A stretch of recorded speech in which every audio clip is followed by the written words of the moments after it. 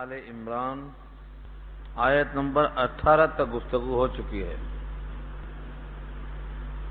یہ 19ویں آیت ہے آل عمران کی، جس میں بہت واضح اعلان ہے اللہ کے نزدیک تمام ادیان میں جو پسند ہے وہ اسلام ہے۔ ان الدین عند اللہ الاسلام، بے شک دین تو اللہ کے نزدیک اسلام ہی ہے، یعنی پسندیدہ دین اللہ کے نزدیک اسلام ہے۔ دین کے معنی بدلہ کے آتے ہیں، جس طرح محاورہ ہے کما تدین تدان، جیسا کرو گے کیے جاؤ گے، اور دین کے معنی آتے ہیں ایک مخصوص مذہب اور طریقہ کو،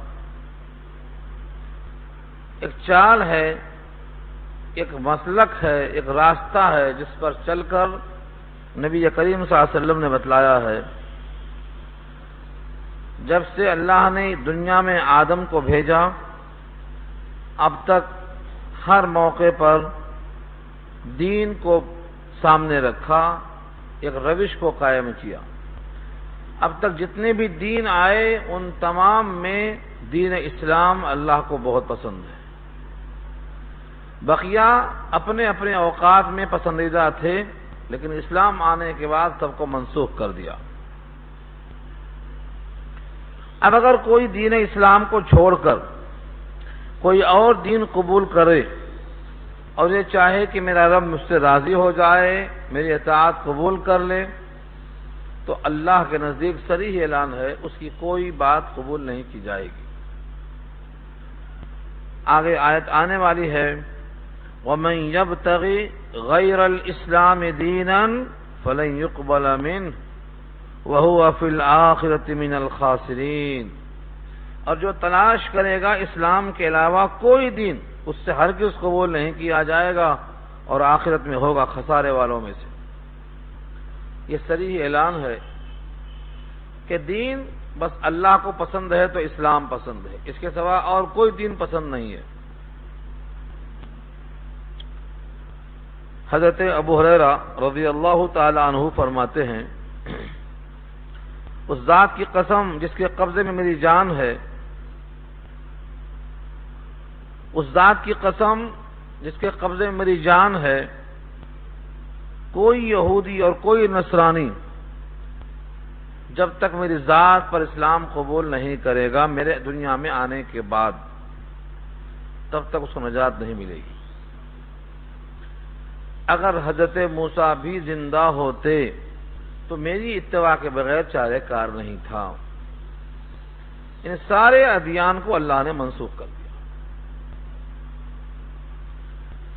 اب یہاں ایک بہت اہم سوال یہ ہے کہ دین اسلام جو اللہ کو پسند ہے، کیا صرف جپنے کے لیے ہے کہ میں مسلمان ہوں، رات دن صبح و شام خالی پکارنے کے لیے کہ مسلمان ہوں، یا اسلام جو دین ہے اس میں کچھ تقاضا بھی ہے، کچھ عملی کام بھی کرنا ہے، یا صرف زبان سے کہتے رہنے کا نام ہے میں مسلمان ہوں، میرا مذہب اسلام ہے، یہ سب زبان سے کہنے کی چیز ہے یا عملی طور پر کچھ کرنا ہے؟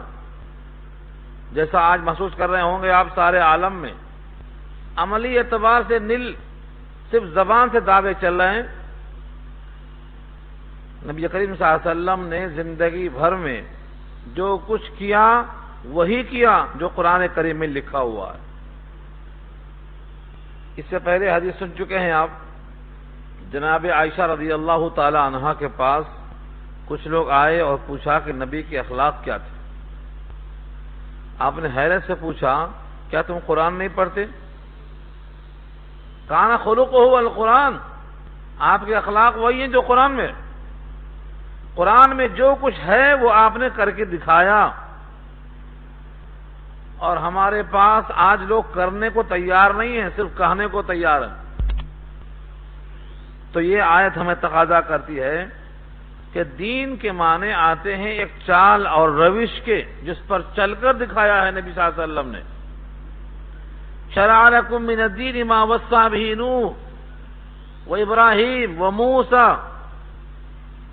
دین نام ہے اس ڈگر کا، اس روش کا، اس چال کا جس کی وصیت کیا تھا اللہ نے نوح کو، موسیٰ کو، عیسیٰ کو. ہر ایک کا اصول ایک ہی تھا. ہاں زمانے کے لحاظ سے جزیات میں فرق ہوا ہے، اصول سب کا ایک. سبوں نے عمل کیا ہے. معاشی لحاظ سے پستی بہانہ بنا کر چھوڑ نہیں دیا، نمازوں کا اہتمام کیا. زندگی بھر میں کوئی نماز قضا ثابت ہے سوائے ان چند جگہوں کے جس میں عذر تھا.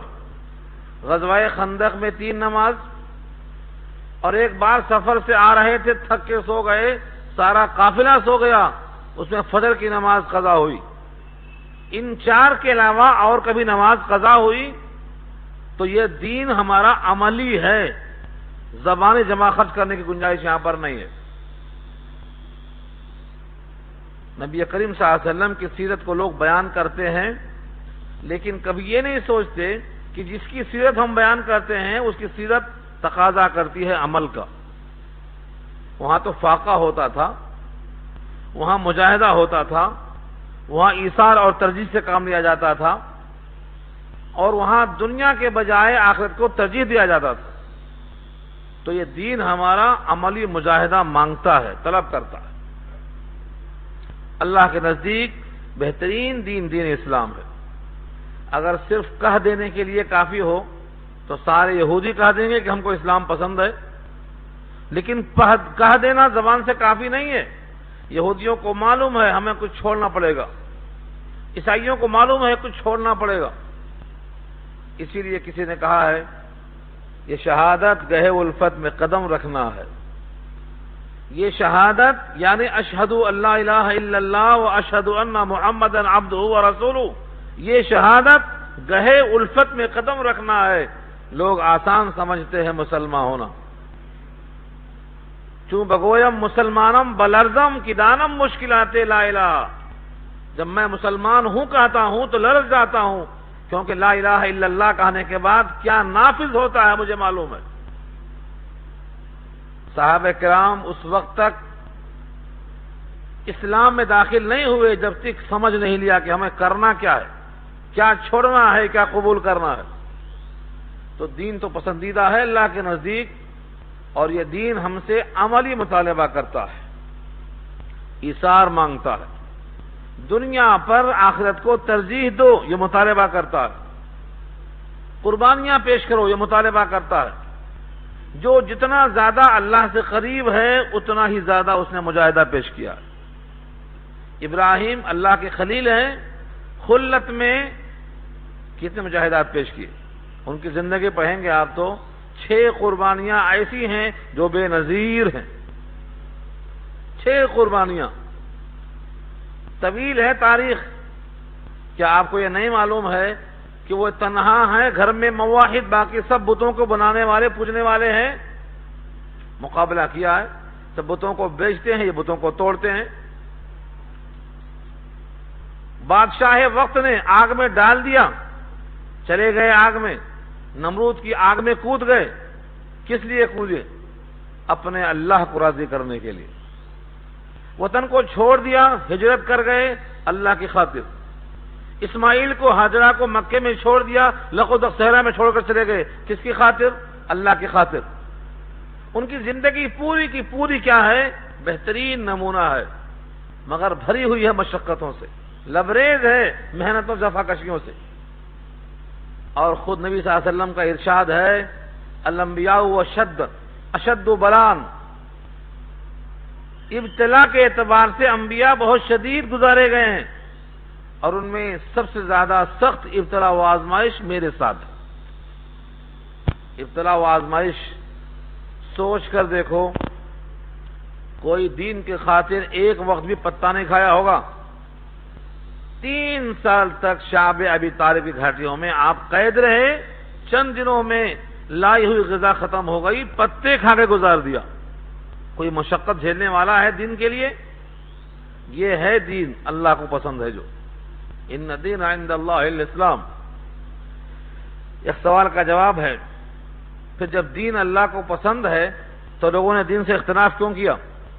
یہودیوں نے، عیسائیوں نے اور مشرکین مکہ کے امیوں نے اسلام سے مخالفت کیوں کی؟ جب نوح کا دین وہی ہے، موسیٰ کا وہی ہے، حضرت عیسیٰ کا وہی ہے، سارے انبیاء کا وہی دین ہے، مخالفت کیوں کی گئی؟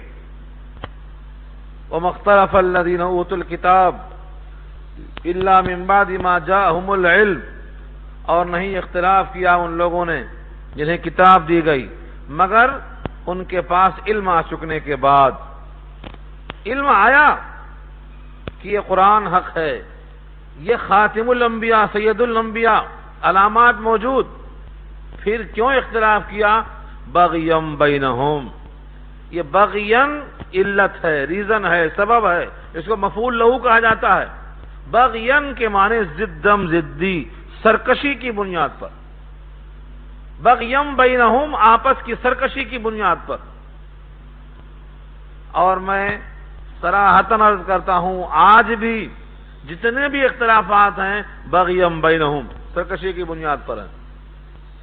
ایسا نہیں ہے کہ حق پوشیدہ ہے، حق مخفی ہے۔ اسی پارے میں آیت آ چکی ہے، قد تبین الرشد من الغی، گمراہی سے ہدایت واضح ہو چکی ہے، تشت ازبام ہو چکی ہے، اب کوئی چیز مخفی نہیں ہے۔ پھر کیوں بغیم بینہم؟ آج بھی ہے یہ۔ یہودیوں کو معلوم تھا ہماری سیادت جاتی، ہماری قیادت جاتی، ہماری ریاست جاتی، ہماری وجاہت جاتی، سب ختم ہو جاتی، اس واسطے نبی برحق کا انکار کرتے رہے۔ آج ایسا ہی معاملہ ہے کہ لوگوں کی دنیا عزیز ہے آخرت کے مقابلے میں۔ یہ بغیم بینہم کا ترجمہ کر رہا ہوں۔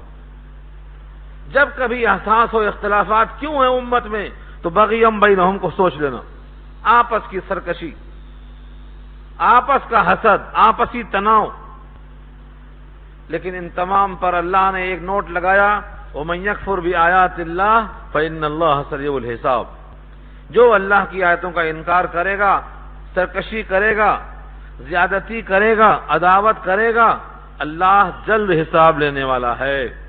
سریع الحساب، سریع سرعت سے بنا ہے، سرعت کے معنی جلدی۔ اللہ تعالیٰ کا حساب جلد ہونے والا ہے۔ کب ہوگا؟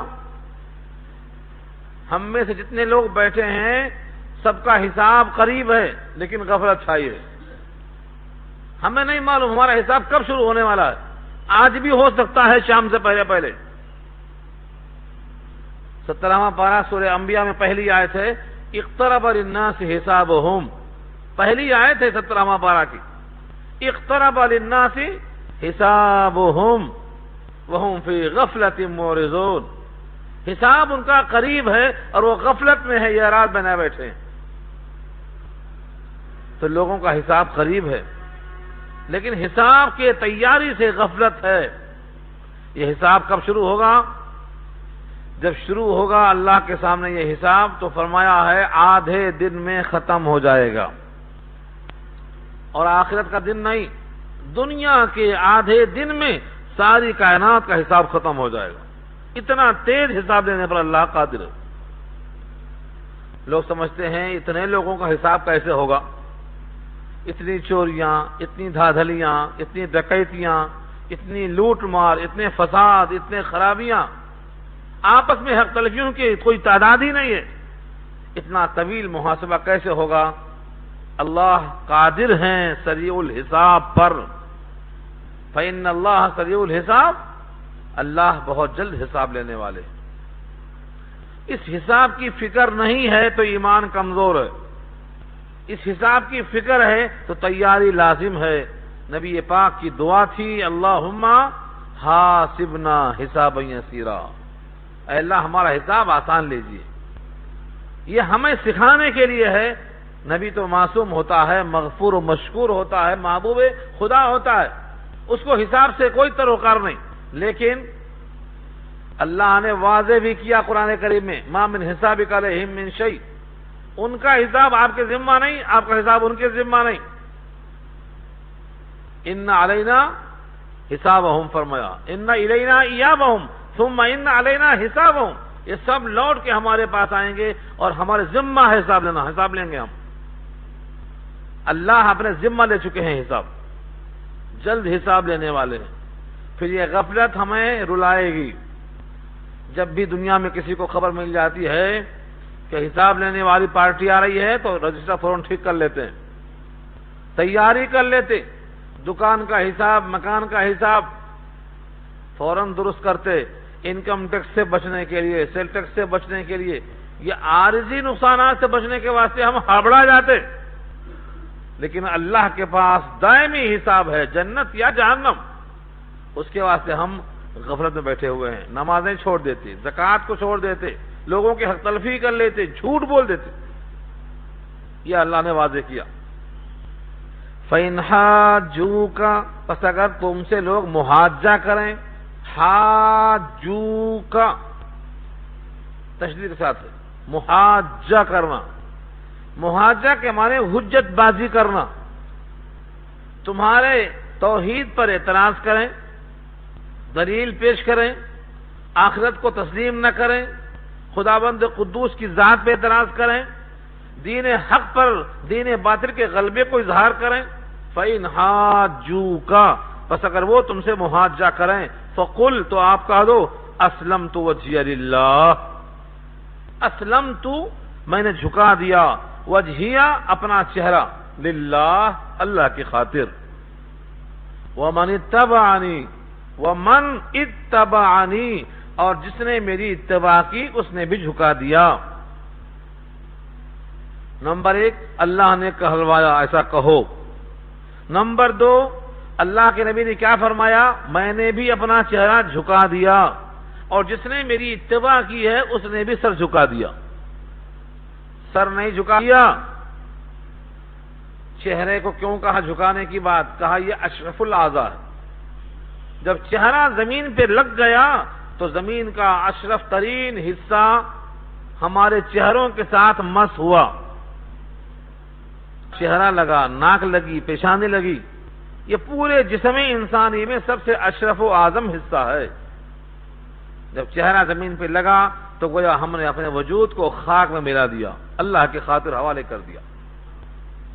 اور جو آدمی اس تصور کے ساتھ اپنا چہرہ زمین پر رکھ دے کہ میرا وجود اللہ کے لیے ہے، ان صلاتی، میری نماز ہے، وہ نسکی، میری قربانیاں، محیایا، میری زندگیاں، مماتی، میری موت، للہ رب العالمین، سب اللہ کے لیے۔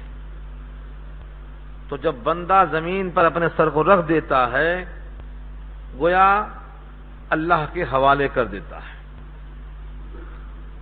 اب اس کو پھولنا ہے، پنپنا ہے۔ جو دانہ خاک میں مل کر گلے گلزار ہوتا ہے، مٹا دے اپنی ہستی کو، اگر کچھ مرتبہ چاہے کہ دانہ خاک میں مل کر گلے گلزار ہوتا ہے۔ اس خاک پر دانہ ابھرتا ہے، پھول پھل لگتے ہیں، صلہ ملتا ہے اس کے جھکنے کا، اپنے وجود کے کھونے کا صلہ ملتا ہے۔ 7 بالیاں ہوتی ہیں، 100 دانے ہوتے ہیں، 700 گنا بڑھ جاتا ہے۔ تو جو بندہ اپنے اشرف ترین عزم کو زمین پر رکھ دے گا، اللہ اس کے اس عمل کو ضائع نہیں کرتے، اس کا صلہ ضرور دیتے۔ نبی پاک کو یہ پسند تھا، اس لیے اپنی پیشانی کو رکھ کر اللہ کے سامنے روتے تھے۔ سجد وجہی للذی خلقہ، میرے چہرے نے سجدہ کیا اس ذات کو جس نے اس چہرے کو بنایا، اس میں آنکھیں رکھی، اس میں ہونٹ رکھے، اس میں ناک رکھی، اس کو اشرف الاعضاء بنایا، اس انسان کو اشرف المخلوقات بنایا، خلیفۃ اللہ فی الارض بنایا، اس چہرے نے اس ذات کو سجدہ کیا۔ کتنی بڑی نعمت ہے یہ، کتنا عظیم طریقہ ہے اللہ کو لوٹنے کا، اللہ سے رحمتیں لوٹنے کا کتنا بہترین طریقہ یہ ہے۔ اس کو لوگ بوجھ سمجھتے ہیں، نماز کو جان چراتے ہیں، فجر میں نہیں، عشاء میں نہیں، کیوں؟ اس لیے کہ نماز کیا چیز ہے اس سے واقف نہیں۔ یہاں آئے سے کوئی تعلق نہیں ہے، مگر بات موقع پر آ ہی گئی ہے، میں کہہ دیتا ہوں۔ سیرت النبی کا جلسہ بہت ہو رہا ہے، اور یہ مہینہ ربیع الاول کا ہے، فضائل بہت سن رہے ہیں آپ، لیکن نبی کریم صلی اللہ علیہ وسلم نے دنیا سے کیا پسند کیا تھا؟ 3 چیزیں جو پہلے بار سکھا چکا ہوں میں اب۔ الطیب والمرأۃ وجعلت قرۃ عینی فی الصلاۃ، خوشبو پسند ہے اور نیک بیوی پسند ہے اور میری آنکھوں کی ٹھنڈک نماز میں ہے۔ جس نبی کے چرچے کر رہے ہیں آپ، اس کو اس دنیا میں کیا پسند ہے؟ خوشبو پسند ہے، پاک صاف نظیف، اتنی نظافت کہ زبان پر مسواک رکھ کے رگڑتے تھے کہ منہ سے تعفن نہ پیدا ہونے پائے، جبکہ وہاں لعاب دہان میٹھا اور شیریں تھا۔ مسواک کیوں کرتے تھے؟ آپ کا لعاب دہان زمین پر نہیں گرا، کبھی کسی کے ہاتھ ہی پر گرا، اتنی چاہت تھی، خوشبو آتی تھی اس میں، لیکن پھر مسواک کرتے تھے۔ کیوں مسواک کرتے تھے؟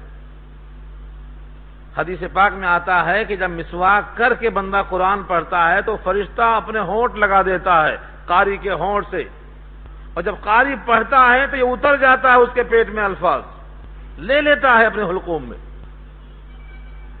قرآن پاک کے الفاظ کو اتار لیتا ہے اپنے اندر۔ نبی صلی اللہ علیہ وسلم فرماتے ہیں سب سے پہلا کام بستر سے اٹھنے کے بعد مسواک، مسواک کی آواز باہر تک آتی تھی، ہمیں تلقین کرنے کے لیے۔ ہم تو مسواک چھوتے نہیں پورا مہینہ، وہی ٹوتھ برش میں رہ گئے ہم یہودیوں کے ساتھ۔ مسواک ہے سنت، مسواک، خوشبو آتی تھی آپ کے منہ سے اور آپ کے وجود سے، آپ کے پسینے کو ٹپکتے ہوئے دیکھتی ام سلیم شیشی میں قلم بند کر لیتی، شیشی میں رکھ لیتی تھی، عطر بناتے ہوئے اس میں سے چند قطرے ڈالتی تھی، وہ عطر سب پہ فائق ہوتا تھا، اور آپ نے انکار نہیں کیا، فرمایا اصبتی، ٹھیک کیا تم نے۔ تو نبی کو خوشبو پسند ہے، نیک بیوی پسند ہے، جو وفادار ہو، جو تسلی دینے والی ہو، اللہ کی طرف متوجہ کرنے والی ہو، تعاون کرنے والی ہو، اور نماز میں تو آنکھوں کی ٹھنڈک ہے۔ مجھے دکھانا یہی تھا جز، نبی کو نماز میں ٹھنڈک محسوس ہوتی ہے اور ہم کو نماز میں بیزارگی محسوس ہوتی ہے، کتنا بڑا فرق ہے دیکھیے آپ۔ نبی صلی اللہ علیہ وسلم اللہ کے سامنے کھڑے ہوتے، ایک آیت میں ساری رات گزر جاتی، ایک آیت میں، صرف ایک آیت پڑھتے پڑھتے رات گزر جاتی ہے۔ ان تعذبہم فإنہم عبادک، ان تعذبہم فإنہم عبادک، اگر آپ ان کو عذاب دیتے ہیں تو یہ بندے آپ کے ہیں، آپ کو پورا حق ہے۔ وإن تغفر لہم، اور اگر آپ ان کی مغفرت کر دیتے ہیں فإنک انت العزیز الحکیم، تو آپ غالب ہیں، حکمتوں والے ہیں، جو چاہے کر سکتے ہیں۔ ایک آیت میں اللہ کے سامنے رات گزار دیا، اور ہم کو نماز میں کڑھن ہوتی ہے، کب ختم ہو، کب بھاگیں، کب یہاں سے ہم جائیں۔ تو محض جلسے کرنے سے کام نہیں چلے گا۔ نبی صلی اللہ علیہ وسلم کو خوشبو پسند تھی، خوشبو پسند کرنا ہے فطرت کے لحاظ سے۔ اب کیا کریں گے آپ؟ جھوٹ نہیں بولیں گے، کیونکہ جھوٹ سے خوشبو پیدا نہیں ہوتی، بدبو پیدا ہوتی۔ روایت موجود ہے جھوٹ بولنے والے سے فرشتہ 2 میل دور بھاگتا ہے، فرشتے کو بدبو محسوس ہوتی ہے، 2 میل بھاگتا ہے۔ ہم جھوٹ نہیں بولیں گے تو خوشبو کہاں سے آئے گی؟ جھوٹ بولتے ہی رہیں گے ہم تو خوشبو کیسے پیدا ہوگی؟ تو جھوٹ چھوڑیں، کچا لہسن اور پیاز کھانا بند کریں نمازوں کے اوقات میں، یہاں تک منع فرمایا۔ تمباکو چھوڑیں، بیڑی چھوڑیں، سگریٹ چھوڑیں، شراب نوشی چھوڑیں، اور ان سب سے زیادہ حرام خوری چھوڑیں، کیونکہ اس سے بدبو زیادہ پیدا ہوتی ہے۔ یہ سب سکھایا ہے، تو خوشبو یوں ہی پیدا نہیں ہو جاتی۔ ایک لقمہ بھی حرام کا اندر نہ جائے تو راحت اور خوشبو پیدا ہو سکتی ہے۔ خوشبو بہت اہم چیز ہے۔ نبی صلی اللہ علیہ وسلم اپنے سامنے اٹھاتے ہیں لقمہ، اس میں زہر ہے، اور لقمے سے آواز آتی ہے مجھے مت کھاؤ، اس میں زہر ہے۔ ایسی اطلاع ہمیں تو نہیں مل سکتی کہ یہ حرام ہے کہ حلال ہے، کھائیں کہ نہ کھائیں۔ شریعت کی نگاہ میں تولنا پڑے گا کہ کیا کھائیں اور کیا نہ کھائیں۔ تو خوشبو بہت پسند ہے اور نیک بیوی بہت پسند ہے، اور نماز میں تو آپ کو اتنا سکون ملتا ہے کہ آنکھوں کی ٹھنڈک ہے۔ جعلت قرۃ عینی فی الصلاۃ۔ یہ حدیث بہت طویل ہے، مگر میں انشاءاللہ اس کو چاہتا ہوں کہ سنا ہی دوں 5 منٹ میں، اگرچہ اس کا تعلق یہاں آیت سے کچھ بھی نہیں ہے، لیکن ضرور اس مہینے سے ہے۔ فرمایا نبی صلی اللہ علیہ وسلم نے ان 3 پسند کو ظاہر فرماتے ہوئے کہ مجھے 3 چیزیں پسند ہیں دنیا سے۔ ابو بکر صدیق کھڑے ہو کر فرماتے ہیں اللہ کے رسول مجھے بھی 3 ہی پسند ہے، مجھے بھی 3 پسند ہے۔ مزاج دیکھو، قربت دیکھو، طبیعت میں موافقت موانست دیکھو، 3 ہی پسند ہے، 4 نہیں، 5 نہیں۔ اور فرمایا پہلی پسند یہ ہے النظر الی وجہک، میری نظر ہو اور آپ کا چہرہ ہو، میری نظر ہو اور آپ کا چہرہ ہو، یہ مجھے پسند ہے۔ کائنات میں کسی کی ایسی پسند نہیں تھی اس زمانے میں، سب پہ فائق ہے، انبیاء کے بعد سب سے پہلا مقام ہے۔ بس میری نظر ہو اور آپ کا چہرہ ہو، میں دیکھتا رہوں۔ میں کبھی سوچتا رہا کہ یہ پسند زبان سے تھی یا قلب کی گہرائیوں سے تھی۔ صحابی ایسا نہیں ہوتے تھے کہ زبان سے ایک کہیں دل میں ایک ہو، ان کی زبان ان کے قلب کی ترجمان ہوتی تھی، اور ہماری زبان ہمارے قلب کی ترجمان نہیں ہے، مخالفت کرتی ہے، یہی نفاق ہے۔ اس کا فائدہ یہ ہوا کہ جتنا نبی کو قریب سے ابو بکر نے دیکھا ہے مردوں میں کسی کو نصیب نہیں ہوا۔ زندگی بھر کے واقعات نہیں سناؤں گا میں، لیکن ہجرت کی شب جا رہے ہیں، نبی صلی اللہ علیہ وسلم ابو بکر کی گود میں سر رکھ کے سو رہے ہیں۔ فتح الباری میں لکھا ہے کأن القرآن یفتح فی الرحل، جیسے رحل میں قرآن کھلا ہوا ہو، ابو بکر کی گود میں نبی کا چہرہ کھلا ہوا ہے، ابو بکر پڑھ رہے ہیں۔ کب تک؟ نبی سو رہے ہیں، ابو بکر دیکھ رہے ہیں۔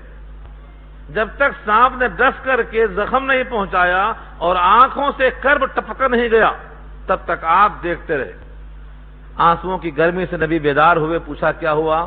فرمایا کچھ کاٹ لیا ہے، لو آب دہن لگایا، ٹھیک ہو گیا۔ طویل قصہ آپ سب جانتے ہیں ماشاءاللہ۔ مجھے دکھانا یہ ہے کہ نبی کے چہرے کو اتنا قریب سے دیکھنے کا موقع کیوں ملا؟ کیونکہ اندر سے طلب صادق تھی۔ ہم نبی کی دہائی دیتے ہیں، نبی کے محبت کے دعوے کرتے ہیں، ہمارا چہرہ نبی کے مشابہ پھر کیوں نہیں ہو رہا ہے؟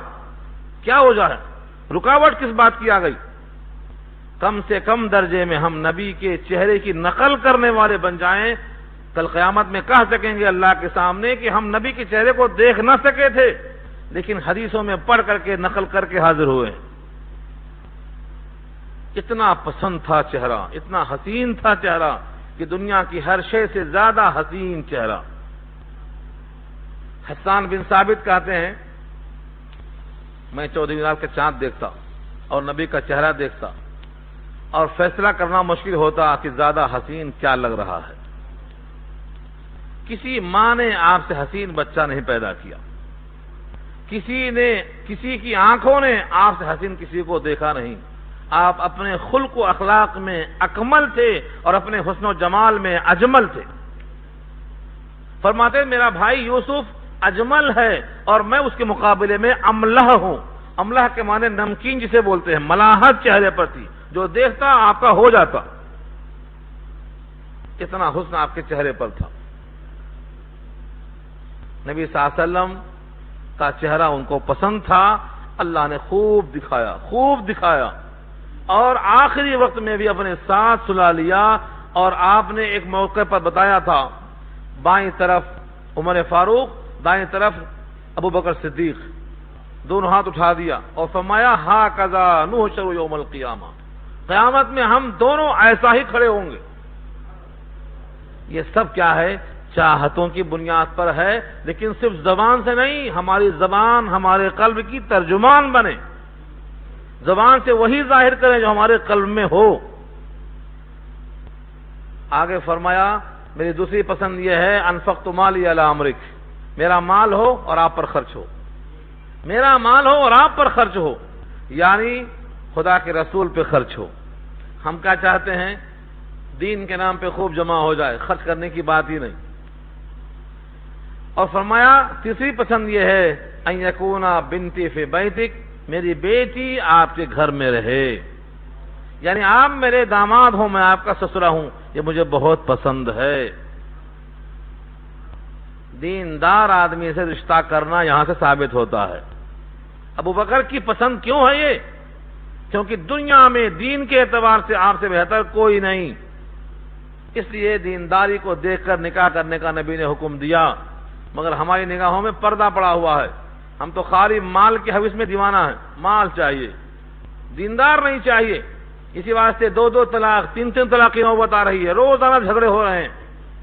کیوں طلاق کی نوبت آ رہی ہے؟ طلاق اللہ کو پسند نہیں ہے مگر نوبت آ رہی ہے. اسی واسطے آ رہی ہے کہ ہم نے دین کو چھوڑا، دیندار کو چھوڑا، دینداری کو چھوڑا.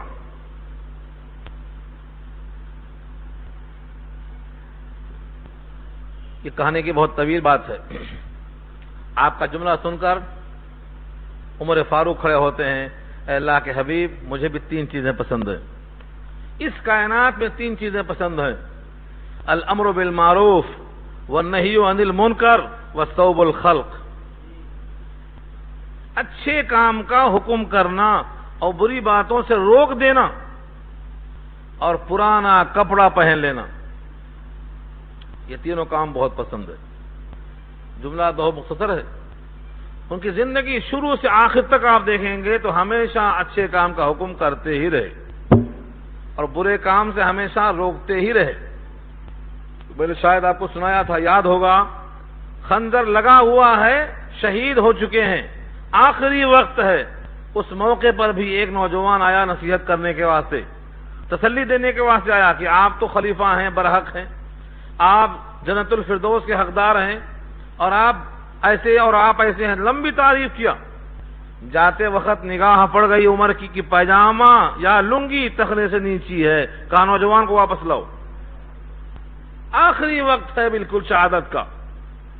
فرماتے ہیں ارفع ازارک، اپنے تہبند کو اونچا کر لے، ناپاکی سے بچ جائے گا اور تیرا رب تجھ سے راضی ہو جائے گا، تیرا رب تجھ سے راضی ہو جائے گا. تو برائیوں پر ٹوکنا آخری دن تک بلکہ آخری لمحے تک باقی رکھا انہوں نے. تو جو زبان سے پسند کیا تھا عمل سے ظاہر کیا ہے. پرانا کپڑا خالی زبان سے بول نہیں دیا. بیت المقدس فتح کرنے جا رہے ہیں تو جسم پر 17 پیوند لگے ہوئے ہیں، جبکہ 22 لاکھ مربع میل کا حاکم ہے. کوئی باڈی گارڈ کی ضرورت نہیں ہے. ہاتھ کا تکیہ اور خاک کا بستر، سوتا ہے نبی کا دیوانہ. اسلام پوچھتے ہیں خلیفہ کہاں ہے؟ خلیفہ یہیں سو رہا. خلیفہ ایسے ہوتا، شان شوکت دبدبا چوکیدار، اور ہمارا خلیفہ یہی ہے. کوئی خوف نہیں ہے، کیونکہ جو اللہ سے ڈرتا ہے وہ ڈرتا نہیں کسی سے. اس کے اندر خوف ہوتا ہی نہیں کسی کا. اور جو اللہ سے نہیں ڈرتا وہ سب سے ڈرتا، وہ بزدل ہوتا. اسی وجہ سے آج ضرورت پڑتی باڈی گارڈ کی. جان پہ کہا الحمدللہ، ثابت ہو گیا کہ میں حق پر ہوں. مارنے والا خدا کا دشمن ہے، میرا بھی دشمن ہے، میں خدا کا دوست ثابت ہو گیا. یہ ہے ہمارا مزاج. تو جو کہا وہ کر کے دکھایا. عثمان غنی کھڑے ہوتے ہیں اور فرماتے ہیں اللہ کے حبیب مجھے بھی 3 پسند ہے: اطعام الجیران، کسوۃ العریان و تلاوت القرآن. پڑوسیوں کو کھانا کھلانا، جن کے پاس کپڑا نہیں ہے، ننگے ہیں، انہیں لباس پہنانا، اور تلاوت قرآن. یہ 3 کام مجھے بہت پسند ہے. صرف زبان سے نہیں، زندگی پوری ٹرول لو. ہمیں افسوس ہے ہم سب کی سیرتیں پڑھتے ہیں، صحابہ سے واقف نہیں ہیں. عثمان غنی نے جتنا خرچ کیا ہے اسلام پر اتنا شاید ہی کسی نے خرچ کیا ہے. اسی واسطے وہ ذی-النورین تھے. 2 بیٹیاں ان کو نبی صلی اللہ علیہ وسلم کی ملی نکاح میں، ایک کے بعد دیگرے، رقیہ اور ام کلثوم. ایک بیٹی کا انتقال ہوا، دوسری پیش کر دیا. ہمارے پاس کیا ہوتا؟ اگر ایک مر گئی تو کیا بولتے؟ منحوس ہے کم بخت، مار ڈالا بیٹی کو. آقا نے کیا فرمایا؟ اگر میرے پاس اور بھی بیٹیاں ہوتی تو میں اور بھی دیتا عثمان کو. عثمان وہ ہے جسے فرشتے حیا کرتے ہیں. 36,000 درہم میں کنواں خرید کر حوالے کیا مسلمانوں کے. وہی کنویں کا پانی انہی عثمان پر بند کر دیا گیا. 40 دن تک پانی کے بغیر رکھا گیا.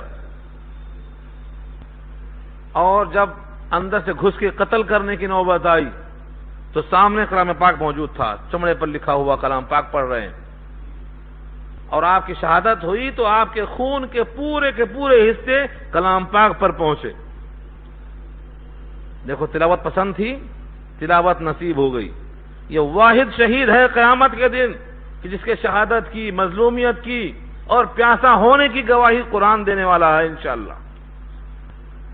17 ذی الحجہ کو جمعے کے دن عصر کے بعد یہ واقعہ پیش آیا ہے، تو زبان سے پسند کیا تھا نبی کی بارگاہ میں، تلاوت کرتے کرتے جان دے دیا۔ یہ ہمارے صحابہ کرام کا کردار ہے۔ حضرت علی کھڑے ہوتے ہیں، فرماتے ہیں اللہ کے حضور مجھے بھی 3 ہی پسند ہے، ہر ایک کو 3: الخدمۃ للضیف، الضرب بالسیف، والصوم فی السیف۔ 3 چیزیں پسند ہیں۔ الخدمۃ للضیف، مہمان کی خدمت کرنا، مہمان آئے تو بچ جانا، پہچانتے نہیں تھے کہ یہ کون آدمی ہے، کیوں آیا ہے، لیکن ضیافت کرتے تھے۔ کئی واقعات ہیں، مجھے واقعات نہیں سنانا ہے، مجھے حدیث سنا دینا ہے آپ کو، تاکہ معلوم ہو جائے نبی نے صحابہ کو کیسا تیار کیا تھا اور آج ہم تیار کیسا ہو رہے ہیں۔ خدمت کرنا مہمانوں کی، بچ جانا۔ مہمان آئے تو تلخانہ نہیں، ہمارے پاس کیا کرتے، تلخا دیتے اس کو، کچھ بھی کر کے اس کو باہر کر دیتے۔ مہمان آئے تو برکت لے کے آتا ہے۔ جو اللہ پر ایمان رکھتا ہو، یوم آخرت کو مانتا ہو، اس پر لازم ہے کہ مہمان کا اکرام کرے۔ من کان یؤمن باللہ والیوم الآخر فلیکرم ضیفہ۔ تو ضیافت کرتے تھے۔ اور فرمایا الضرب بالسیف، تلوار سے مارنا مجھے بہت پسند ہے۔ تلوار سے مارنا، کیا خطرہ نہیں ہوتا کہ مارا جا سکتا ہوں میں بھی؟ مارنے والا ہمیشہ سوچ کے چلتا ہے کہ ہم جان دیں گے بھی، جان لیں گے بھی، تبھی مار سکتا ہے۔ اور جو جان دینا نہیں چاہتا وہ مار بھی نہیں سکتا کسی کو۔ جان دینے کا حوصلہ ہے تو لینے کی طاقت آتی ہے ہاتھوں میں۔ جہاں جہاں موقع آیا مبارزت کا، غزوہ بدر میں قریش نے للکارا تمہارا مقابل کون ہے، آ جاؤ۔ عتبہ، شیبہ، ربیعہ کے جواب میں آپ نے کہا علی باہر نکلو، عبیدہ بن الجراح باہر نکلو، حمزہ باہر آؤ، سب مقابلے پہ آ گئے۔ تو جہاں جہاں موقع آیا ہے تلوار لے کے سب سے آگے پہنچے۔ خیبر فتح نہیں ہو رہا ہے، 1 مہینہ تک محاصرہ کر لیا، فتح نہیں ہوا۔ آپ نے کہا انشاءاللہ صبح اللہ تعالیٰ جھنڈا دے گا اس آدمی کے ہاتھ پر کہ خیبر فتح ہو جائے گا۔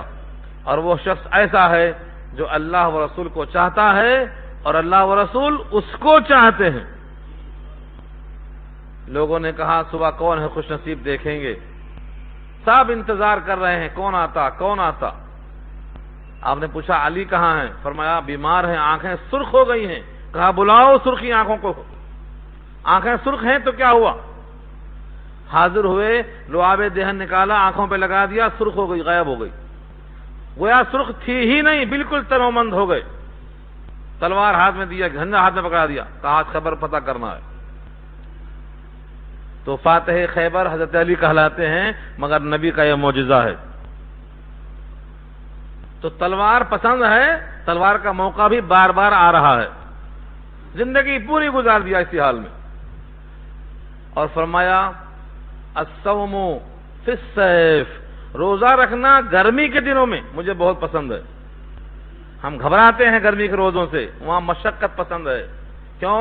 جہنم کی آگ اس سے بھی تگڑی ہوگی، اس کو دفع کرنے کے لیے یہ مشقت جھیلنا ہے۔ اجر ملتا ہے مشقت کے بغیر۔ یہ چاروں خلفاء کی پسند ظاہر ہوئی۔ اس کے بعد جبریل محفل میں آ گئے، کہا میں سب سن رہا ہوں اور میں بھی حاضر ہوں اپنی 3 پسند لے کر۔ جبریل کو بھی 3 چیزیں پسند ہے۔ جبریل نے کہا پہلی پسند ہے ارشاد الضالین، بھٹکے ہوں کو راستہ بتانا۔ بھٹکا ہوا آدمی ہے، اس کو راستے پر لانا، یہ مجھے پسند ہے۔ ترجمہ اتنا ہی ہے، لیکن مفہوم اس کا 2 ہو سکتا ہے۔ ایک تو یہ ہے کہ آدمی دنیا کا راستہ بھول گیا، جانا ہے دویر پورا اور جا رہا ہے منگل ہاٹ، اس کو بتا دینا ادھر جاؤ۔ دنیا کا راستہ مراد ہو سکتا ہے۔ اور یہ بھی ہو سکتا ہے کہ جانا ہے جنت کی طرف اور جا رہا ہے جہنم کی طرف، جانا ہے اپنے حقیقی مالک کی طرف، جاتا ہے شیطان کی طرف، اس کا راستہ موڑ دینا۔ یہ دونوں ترجمہ کیا گیا ہے اس کا۔ اور پہلے کے مقابلے میں دوسرا زیادہ اہم سمجھتا ہوں میں۔ دنیا میں بھٹک گیا تو دنیا کا نقصان ہوگا، لیکن اگر حقیقی مالک کے پاس نہیں پہنچا، شیطان کے راستے پہ چلا گیا تو دائمی خسارہ ہوگا۔ اس لیے یہاں مراد یہی ہے، ارشاد الضالین، بھٹکے ہوئوں کو راستہ دکھا دینا پسند ہے جبریل کو۔ اب آپ پر لازم ہے کہ جو بھٹکا نظر آئے، قرآن سے غافل ہے، رسول اللہ کی احادیث سے غافل ہے، سنتوں سے غافل ہے، نمازوں سے غافل ہے، آخرت سے غافل ہے، ان کو راستے پر لانے کی فکر کرنا۔ وَإِعَانَةُ أَهْلِ عَيَالِ الْمُعْسِرِينَ، اور عیالدار تنگ دست مفلس کی مدد کرنا، یہ دوسرا پسندیدہ عمل ہے۔ جو عیالدار ہے، تنگ دست ہے، مفلس ہے، زیادہ بال بچوں والا ہے، ان کے اندر تعاون کرنا یہ پسند ہے۔ وَمُوَالِسَةِ الْغُرَبَاءِ الْقَانِتِينَ، اور وہ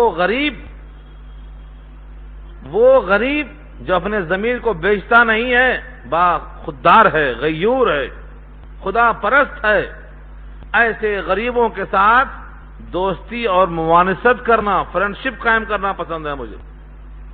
تو جبریل کس کے دوست ہیں؟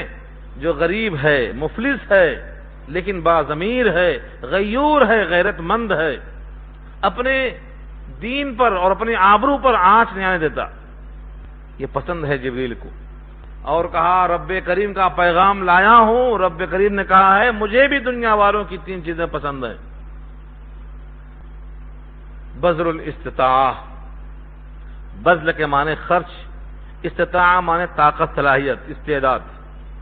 تو بذل الاستطاعہ کا ترجمہ ہوگا ہمت صرف کر دینا، آپ کے پاس جو صلاحیت ہے سب لگا دینا۔ کہاں لگا دینا؟ اس سے مطلب نہیں، جہاں بھی لگانے کامل لگائیں، چھپا کے نہیں۔ بذل الاستطاعہ، طاقت صرف کر دو۔ والصبر عند الفاقہ، فاقے کی نوبت آ جائے تو صبر کر لو۔ والبکاء عند الندامہ، اور آنسو ندامت کے جب بہیں تو رو پڑو، رونا آ جائے، بکا کے معنی آواز سے رو دینا۔ یہ رونا اللہ کو بہت پسند ہے ندامت کے موقع پر۔ یہ ہے صحابہ کرام کی محفل کے احوالوں کا ایک حصہ۔ صحابہ ایسے ہوتے تھے۔ ہمارے ماحول میں اس کی سخت ضرورت ہے کہ باکردار بنو۔ اقبال نے خود کہا تھا اپنے موقع پر، گفتار کا غازی بن تو گیا، کردار کا غازی بن نہ سکا۔ اقبال بڑا اپدیشک ہے، من باتوں میں منہ لیتا ہے۔ گفتار کا غازی بن تو گیا، کردار کا غازی بن نہ سکا۔ باتیں کرنا بہت آسان ہے، کر کے دکھانا بہت مشکل ہے۔ یہ 21 چیزیں ہیں، جوڑ لیجیے آپ۔ یہ 21 کا گلدستہ میں نے پیش کیا ہے، جو بندہ ان کی نقل کرے گا انہی کے راستے پر چلے گا اور انہی کے ساتھ انشاءاللہ قیامت میں کھڑا کیا جائے گا اور جنت کا حقدار بنے گا۔ ہم سب کو پسند ہے بھائی، نہیں پسند ہے؟ تو آپ لوگ انشاءاللہ ان 21 باتوں کی پوری طرح سے نگہداشت کریں گے اور کوشش کریں گے عمل کرنے کے لیے۔ اس کا تعلق یہاں آیات سے نہیں تھا، لیکن مہینے کے ساتھ میں نے جوڑ دیا ہے کیونکہ بہت سی باتیں کہنے کی تھیں۔ اللہ تعالیٰ صاف فرماتے ہیں فَإِنْ حَاجُّوكَ فَقُلْ أَسْلَمْتُ وَجْهَ لِلَّهِ وَمَنِ اتَّبَعَنِ، اگر تم سے لوگ محاجہ کریں، جھگڑا کریں تو کہہ دو کہ میں نے سر جھکا دیا ہے اللہ کے لیے، اور جس نے میری اتباع کی ہے انہوں نے بھی سر جھکا دیا ہے اللہ کے لیے۔ وَقُلْ لِلَّذِينَ أُوتُوا الْكِتَابَ وَالْأُمِّيِّينَ، اور کہہ دو ان سے جو کتاب دیے گئے، والأمیین، اور جو امی ہیں یعنی ان پڑھ ہیں، مراد مکے کے مشرکین ہیں، کیا کہہ دو؟ اَأَسْلَمْتُمْ، کیا تم بھی اسلام میں آ گئے؟ اَأَسْلَمْتُمْ، کیا تم نے اسلام قبول کر لیا؟ فَإِنْ أَسْلَمُوا فَقَدْ اهْتَدَوْا، اگر وہ اسلام میں آ جائیں تو ہدایت پا گئے۔ کیا مطلب ہوا؟ یہ امیین، ان پڑھ مکے کے مشرکین جب تک اسلام میں داخل نہ ہو ہدایت نہیں ملے گی۔ اوت الکتاب، جنہیں کتاب دی گئی ہے، چاہے وہ تورات ہو، زبور ہو، انجیل ہو، اگرچہ اہل کتاب ہیں یہ، لیکن جب تک اسلام میں داخل نہ ہو ہدایت نہیں ملے گی۔ صاف ظاہر ہوا یہاں سے۔ وَإِن تَوَلَّوْا فَإِنَّمَا عَلَيْكَ الْبَلَاغُ، اور اگر وہ پیٹھ پلٹا لیں تو تو آپ کا ذمہ کیا ہے؟ صرف پہنچا دینا. علیک البلاغ، بلاغ کے معنی پہنچانا، بات کو پہنچانا، صحیح ڈھنگ سے پہنچا دینا، یہ ذمہ داری ہے. منوانا، مسلط ہو جانا، یہ نہیں ہے ذمہ داری.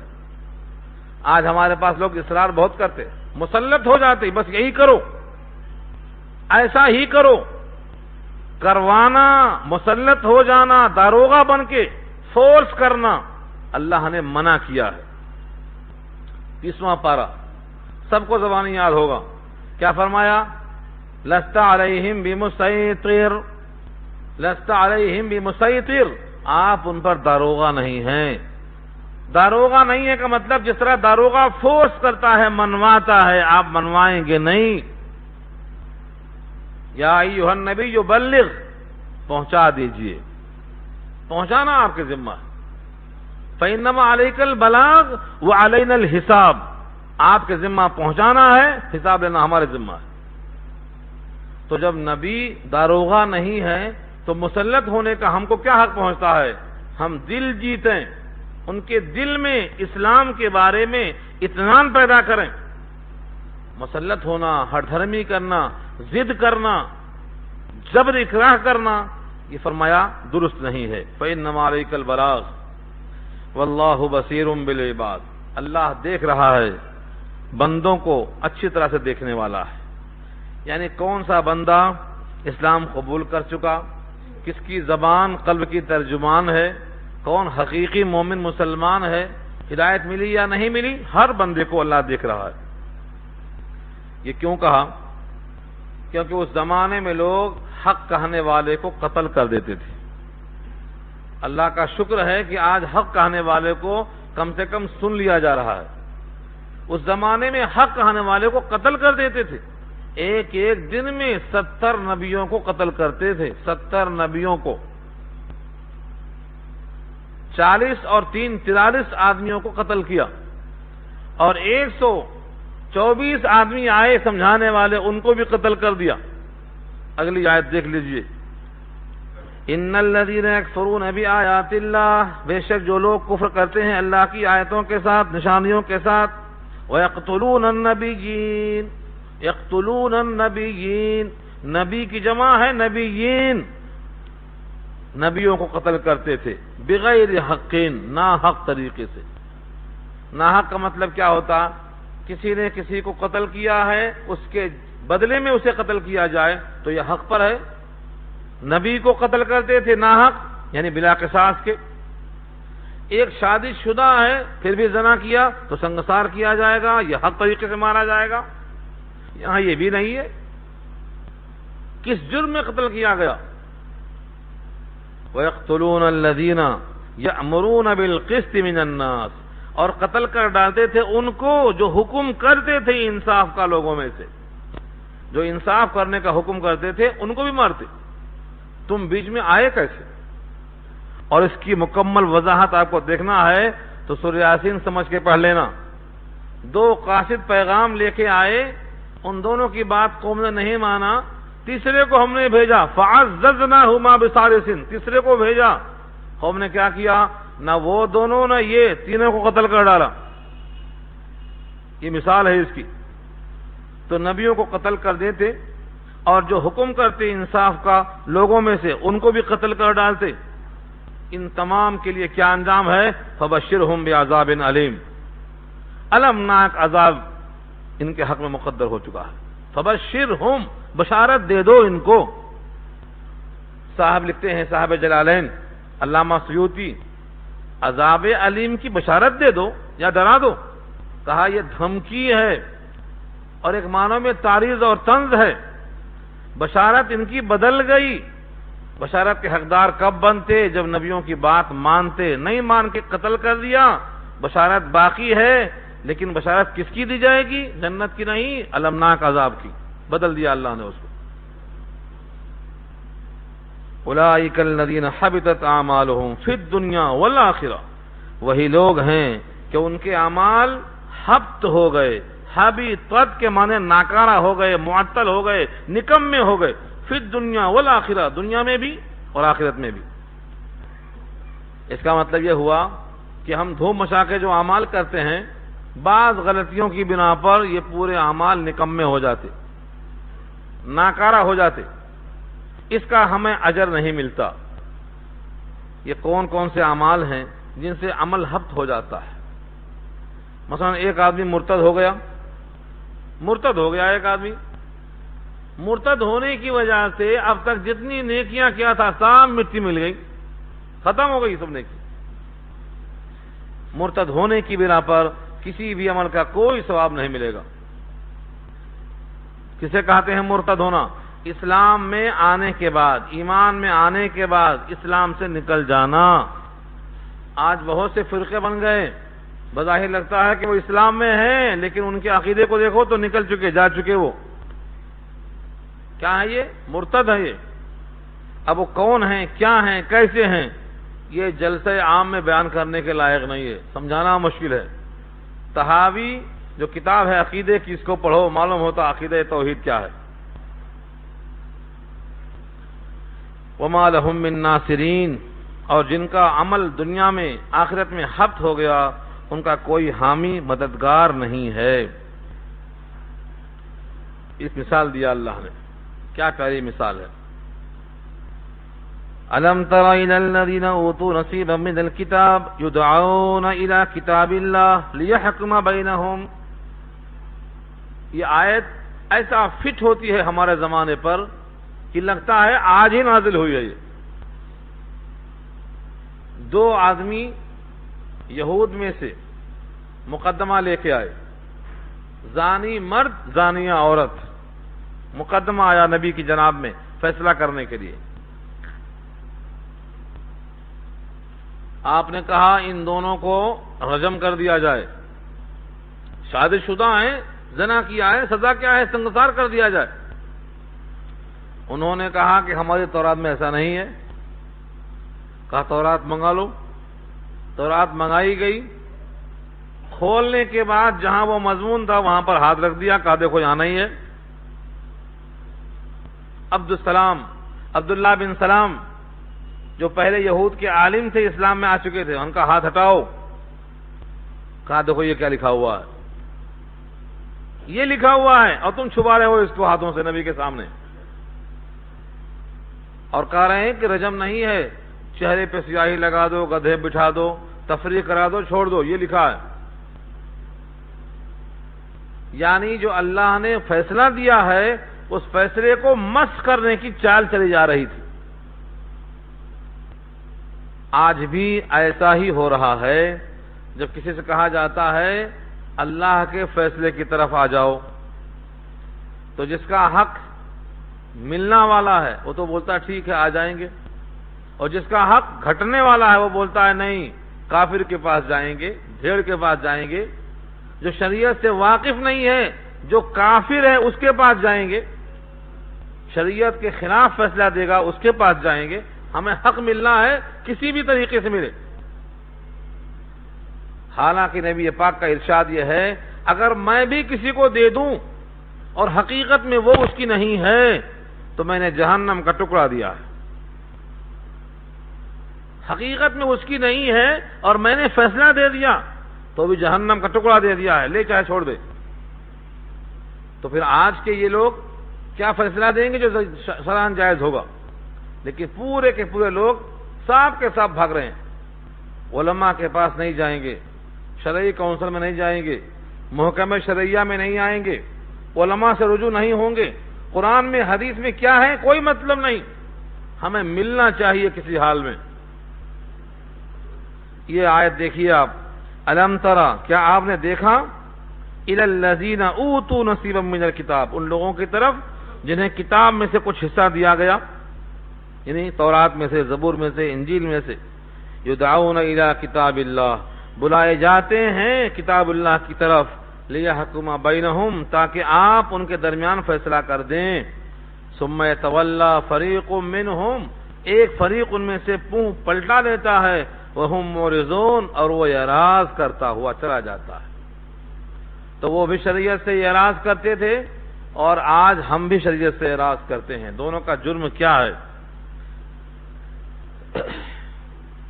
اسی مضمون کو تیسرے پارے کے بعد 5ویں پارے میں پھر آئے گا کہ جو سمجھتے ہیں کہ ہم مسلمان ہیں لیکن شریعت کا فیصلہ منظور نہیں، رسول اللہ کا فیصلہ منظور نہیں، تیرے رب کی قسم ہے وہ مومن نہیں، وہ مومن نہیں۔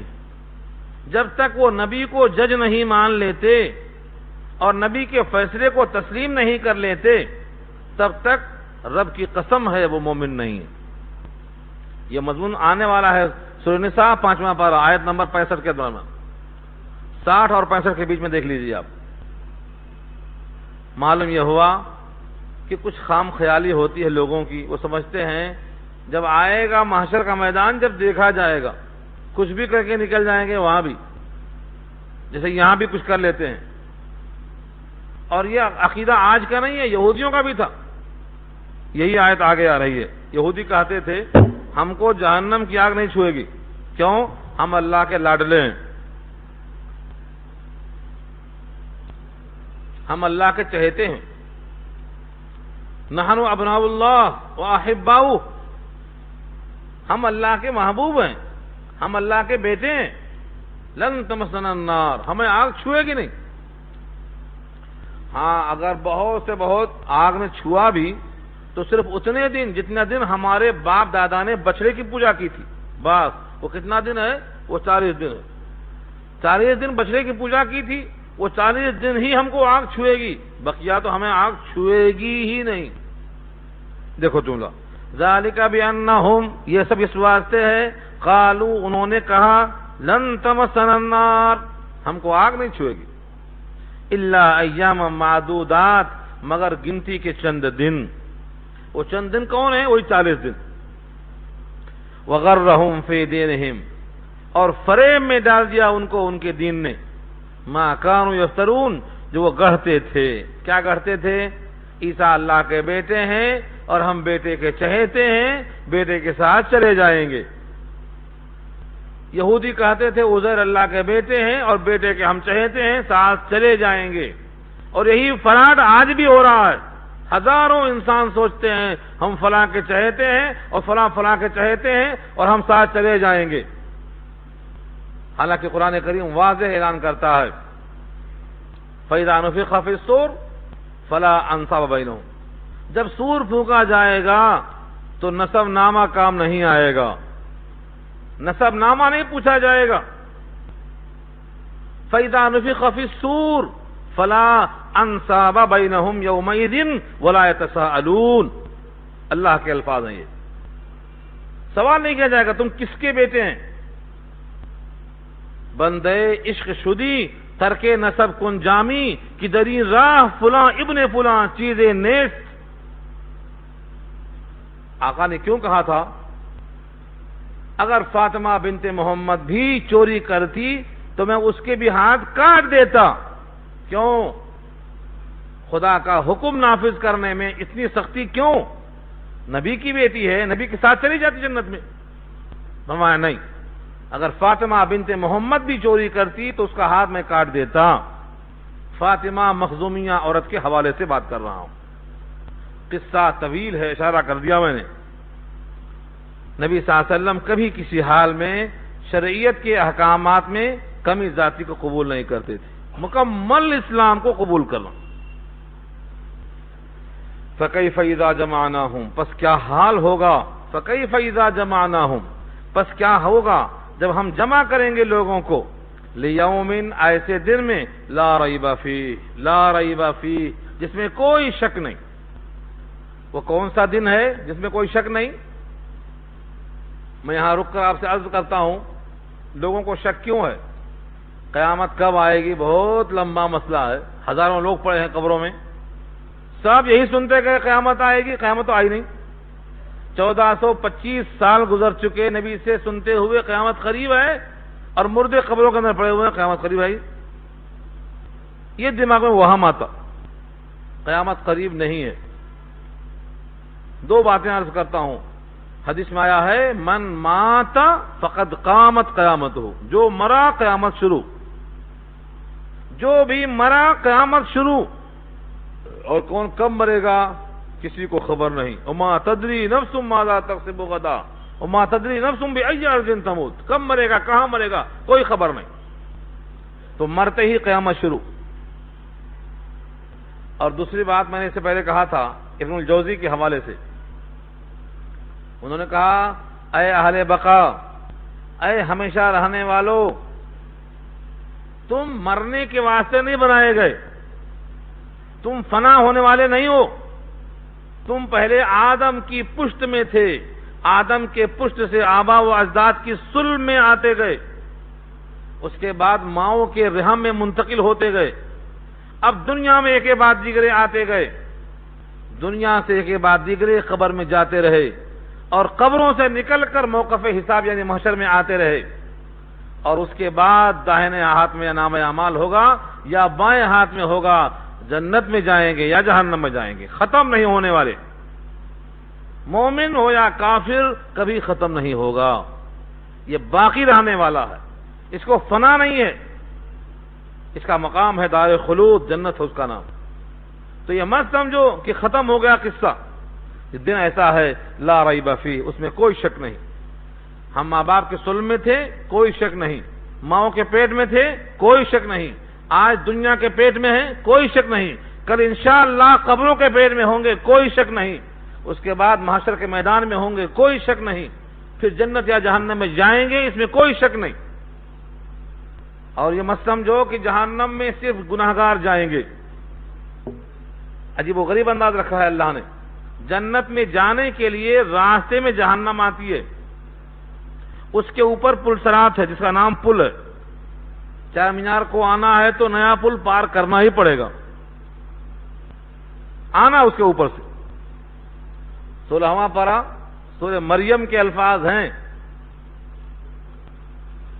ہر شخص جہنم کے اوپر سے گزرے گا، جسر جہنم سے. کوئی شخص نہیں ایسا باقی ہے جو کہے کہ ہم اس کو چھوڑ دیں، یہ پل اوائڈ کر دیں. ثم ننجی الذین اتقوا، پھر جو متقی ہیں ان کو ہم بچا لیں گے وہاں سے. ونذر الظالمین فیہا جثیا، اور جو ظالمین ہیں ان کو وہاں چھوڑ دیں گے. تو جائیں گے پورے وہیں، وہاں سے جو چن کے نکالیں گے متقیوں کو، بقیہ سب وہیں چھوڑ دیں گے، سب کو وہیں چھوڑ دیں گے. سورہ مریم کا آخری حصہ ضرور پڑھ لیجئے، رکوع پورا اسی پہ مشتمل ہے. یہ آگے فرمایا وَكُلُّهُمْ آتِيهِ يَوْمَ الْقِيَامَةِ فَرْدًا، قیامت میں تم سب لوگ اللہ کے سامنے فردن فردن حاضر کیے جاؤ گے، ایک کے بعد ایک حاضر کیا جائے گا. یہ وہی دن ہے. وَأُوفِيَتْ كُلُّ نَفْسٍ مَّا كَسَبَتْ، اور ہر شخص پورا پورا بدلہ دیا جائے گا جو اس نے کمایا. وَهُمْ لَا يُظْلَمُونَ، اور وہ ظلم نہیں کیے جائیں گے. یعنی نیکی تھی غائب ہو گئی، نظر نہیں آ رہی ہے، یا گناہ نہیں تھا داخل کر دیا گیا ہے، یا حق ملتا تھا نہیں مل سکا ہے. لا یظلمون، کسی کا حق ضائع نہیں کیا جائے گا. اس کے بعد 2 آیتیں ہیں، دونوں مسلسل ایک ہی ساتھ سمجھنے کی اور پڑھنے کی ہیں. کتنا وقت باقی ہے؟ یہ وہ آیت ہے جس کا میں نے حوالہ دیا تھا شروع میں. عرش کے خزانے سے دیا تھا اللہ نے، جس میں سے آیت الکرسی تھی، اور شہد اللہ کی آیت گزری ہے، اور تیسری یہ آیت ہے. یہ آیت پڑھنے والا گویا اللہ کے خزانے کو حاصل کر رہا ہے. اور یہ آیت کب نازل ہوئی؟ جب مکہ فتح ہو گیا تو آقا نے بشارت دے دی کہ اب مکہ فتح ہو گیا ہے، اب اس کے بعد روم بھی فتح ہوگا. قیصر روم مغلوب ہو جائے گا، اور کسرا بھی فتح ہو جائے گا، یعنی ایران فتح کر لیا جائے گا. تو قیصر روم بھی فتح ہوگا اور ایران بھی فتح ہوگا. لوگوں نے کہا کہاں کی بات کرتے ہیں، یہ چھوٹے سے نہتھے کمزور لوگ، اور کہاں قیصر روم. اس زمانے میں قیصر روم اور ایران، ان دونوں کا حال وہی تھا جو کسی زمانے میں امریکہ رشیا کا تھا. دونوں کی قوتیں کیسی تھیں؟ اس زمانے میں ان کا حال یہی تھا. روم، اس کا مقام کہاں تھا، کہاں یہ مسلمان پہنچیں گے، وہاں نہت تھے. یہ ان کے بس کی بات نہیں ہے۔ اس پر یہ آیت نازل ہوئی تھی، اے محمد صلی اللہ علیہ وسلم کہہ دو اللہ ہی تو مالک ہے بادشاہت کا۔ قل اللہم مالک الملک تؤتی الملک من تشاء وتنزع الملک ممن تشاء وتعز من تشاء وتذل من تشاء بیدک الخیر انک علی کل شیء قدیر۔ یہ آیت نازل ہوئی، قل کہہ دو اللہم اے اللہ مالک الملک، مالک ہے ملک کا، سلطنت کا مالک ہے۔ سلطنت چاہے ایران کی ہو چاہے روم کی ہو، عجب کی ہو یا عرم کی ہو، سب کا مالک وہی ہے، عرب و عجم کا مالک وہی ہے۔ تؤتی الملک من تشاء، دیتا ہے تو ملک جس کو چاہے، وتنزع الملک ممن تشاء، اور چھین لیتا ہے ملک کو جس سے چاہے، وتعز من تشاء، جس کو چاہے عزت دے، وتذل من تشاء، جس کو چاہے ذلت دے، بیدک الخیر، خیر تیرے ہی ہاتھ میں ہے، انک علی کل شیء قدیر، بے شک تو ہر شے پہ قادر ہے۔ یہ آیت ہے، توحید کا خزانہ ہے۔ جو بندہ اس آیت کو پڑھے گا گویا وہ اللہ کی قدرت کا معترف ہے اور وہ قادر مطلق کو پہچان کے بات کر رہا ہے۔ اس کے ایمان کو پختگی حاصل ہوگی، اس کا شعور، اس کا وجدان قوی ہو جائے گا۔ یہ حکم فرمایا۔ اس آیت کو سمجھ کر ہمیشہ پڑھتے رہنے سے انشاءاللہ آپ کا غلبہ آپ کو حاصل ہو جائے گا۔ میں نے ایک روایت سنائی تھی آپ کو، مشکات جلسانی کتاب الامارات کے اندر اللہ فرماتے ہیں جب بندے کو مشقت ہوتی ہے، حاکم ظلم کرتے ہیں تو یہ حاکم کو برا بھلا کہتے ہیں، فلاں ایسا ہے، فلاں ایسا ہے، فلاں ایسا ہے۔ کبھی بش کے خلاف بولیں گے، میں بھی خلاف ہی بولتا ہوں، آپ کے ساتھ میں بھی ہوں، بش کے خلاف بولیں گے، کبھی فلاں کے خلاف بولیں گے۔ دنیا والوں کا اصول ہے کہ بادشاہوں کے خلاف بولتے ہیں، مگر اس روایت میں فرمایا نبی صلی اللہ علیہ وسلم نے، اللہ یوں فرماتے ہیں، حدیث قدسی ہے، اللہ یوں فرماتے ہیں لا تسبوا الدہر انا الدہر، زمانے کو برا بھلا مت کہو، میں ہی زمانہ ہوں، انا ملک الملوک، میں بادشاہوں کا بادشاہ ہوں، قلوب الملوک فی بیدی، بادشاہوں کے دل میرے ہاتھ میں ہیں، یہ ہے بیدک الخیر، میرے ہاتھ میں ہے۔ جب وہ تم سے ناراض ہوں تو مجھے راضی کرو، میں ان کے دل کو تم پہ مہربان کر دوں گا۔ ان کو برا بھلا کہہ کر اپنے اوقات ضائع مت کرو، وہ تم پہ مہربان نہیں ہو سکتے جب تک مہربان میں نہ ہو جاؤں۔ کائنات میری ہے، یہ گھر میرا ہے، ان کے قلوب میری چٹکیوں کے درمیان میں ہے، بندوں کے دل رحمان کی چٹکیوں کے درمیان میں ہے، یقلب کیف یشاء، جس طرح چاہتا ہے پھیرتا رہتا ہے وہ۔ یہ ہے عقیدہ بیدک الخیر پہ۔ تو جب بھی تکلیف پہنچے، ستائے جاؤ، تکلیف ہو تو اپنا محاسبہ کرو، ہمارا مالک شاید ناراض ہے، پتھر وہاں سے آیا ہے۔ یہ میں نے مثال بھی دی تھی آپ کو، ایک بڑی پیاری مثال ہے حقیر سی، لیکن اللہ قرآن میں کبھی مچھر کی مثال دیتا، کبھی مکھی کی مثال دیتا، کیوں؟ حقارت ظاہر کرنے کے لیے۔ کہا ایک کتے کی طرف پتھر پھینکو، پتھر جا کے کتے کو لگتا ہے، مگر کتا آپ کی طرف رخ کر کے بھونکنا شروع کرتا ہے، پتھر کی طرف متوجہ نہیں ہوتا۔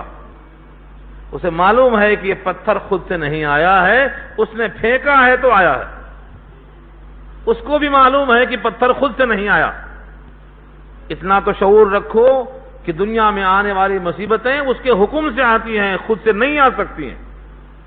زمین پر کوئی پتا نہیں گرتا اس کے حکم کے بغیر، اور زمین سے کوئی دانہ نکلتا نہیں اس کی مرضی کے بغیر۔ جب بھی کوئی پتا گرتا ہے درخت سے تو خدا کے علم سے گرتا ہے۔ سورہ انعام کی آیت ہے وَمَا تَسْقُطُ مِن وَرَقَةٍ إِلَّا يَعْلَمُهَا وَلَا حَبَّةٍ فِي ظُلُمَاتِ الْأَرْضِ وَلَا رَطْبٍ وَلَا يَابِسٍ إِلَّا فِي كِتَابٍ مُبِينٍ، لکھا ہوا پہلے سے۔ اتنی واضح بات ہے، اتنا واضح پیغام ہے، پھر ہم ان کو برا بولتے، ان کو برا بولتے، ان کو برا بولتے۔ حقیقی مالک کو راضی کر لو، یہی کہا جاتا ہے۔ لوگ کہتے ہیں اسباب مہیا کرو، اسباب بھی مہیا وہی کرتا ہے، کیوں؟ اس کی طاقت کا اندازہ کرو۔ آگے دلیل پیش کیا ہے اللہ نے، تولج اللیل فی النہار، داخل کرتا ہے رات کو دن میں، وتولج النہار فی اللیل، اور داخل کرتا ہے دن کو رات میں۔ کیسے؟